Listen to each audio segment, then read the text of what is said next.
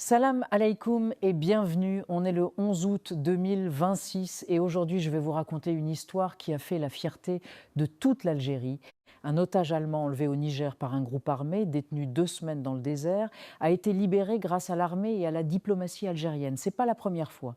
Cette opération montre la puissance de l'Algérie au Sahel. Dans cette vidéo, on parlera aussi du report de la rentrée scolaire, de l'éclipse solaire de demain et des difficultés de papier pour la diaspora. 4 chapitres. C'est parti. Si vous aimez ce type de contenu, n'oubliez pas de vous abonner, de laisser un petit j'aime et d'activer la cloche des notifications. Partie 1. L'Algérie libère un otage allemand. Le ministère de la Défense a annoncé que les services de sécurité de l'armée algérienne ont pris en charge le 7 août 2026 un ressortissant allemand nommé Oulu Maskan Sinan, négociant en or d'origine turque.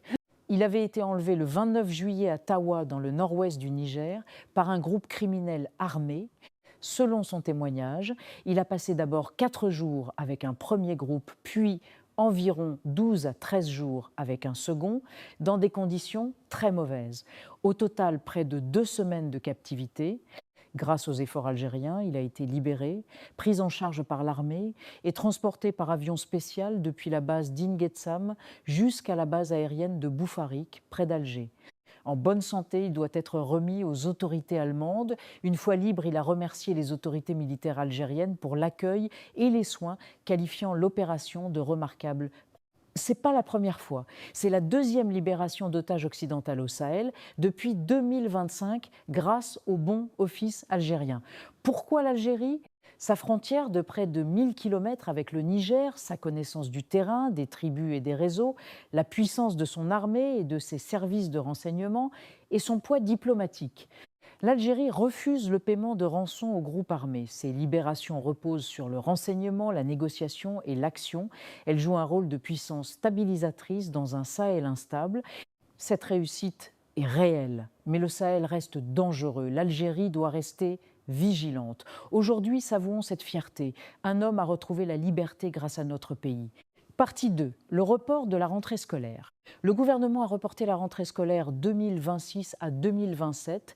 Initialement prévue le 6 septembre, elle aura lieu le lundi 20 et 1 septembre, 2 semaines de plus.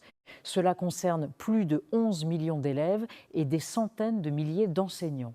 Pourquoi ? Pour mieux préparer les établissements, achever les travaux, distribuer les manuels, finaliser les affectations et mettre en place les réformes, notamment le renforcement de l'anglais. Peut être aussi pour éviter la canicule de début septembre. Du positif, plus de temps pour préparer et un peu plus de vacances. Des inconvénients, organisation familiale plus compliquée pour les parents qui travaillent et la nécessité de rattraper ces 2 semaines plus tard. Les familles avaient prévu le 6 septembre, le changement bouscule les plans. Conseil, préparer les fournitures à temps, aider les enfants à reprendre le rythme progressivement. L'éducation reste le socle de l'avenir. Partie 3. L'éclipse solaire de demain. Une éclipse solaire partielle sera visible en Algérie le mercredi 12 août 2026. Dans plusieurs régions, la Lune couvrira plus de 90% du disque solaire. C'est exceptionnel. Une éclipse se produit quand la Lune passe entre la Terre et le Soleil. Ici, elle sera partielle mais très marquée. Ne regardez jamais le soleil à l'œil nu, même pendant une éclipse. Cela peut causer des lésions graves et irréversibles. Utilisez uniquement des lunettes spéciales certifiées pour éclipse. Les lunettes de soleil ordinaires ne protègent pas. Vous pouvez aussi observer par projection, surveiller les enfants. Si des associations organisent des observations publiques, profitez-en. C'est un beau moment pour s'émerveiller et éveiller la curiosité scientifique. Partie 4. La diaspora face au casse-tête des papiers. Des Algériens se retrouvent bloqués à cause de titres de séjour expirés ou d'OQTF. Un titre de séjour qui expire pendant un voyage en Algérie peut empêcher le retour en France. Une étudiante en médecine peut être menacée d'éloignement. Derrière chaque dossier, il y a une vie.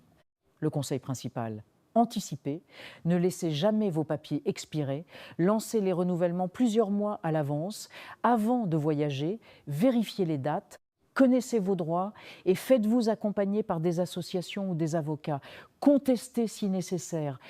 Les réformes en cours, comme le renouvellement de passeports en ligne et la mesure permettant d'entrer avec un passeport algérien expiré jusqu'à fin 2026, aident. Mais le contexte reste tendu entre les deux pays. La diaspora n'est pas seule. Informez-vous, anticipez, défendez vos droits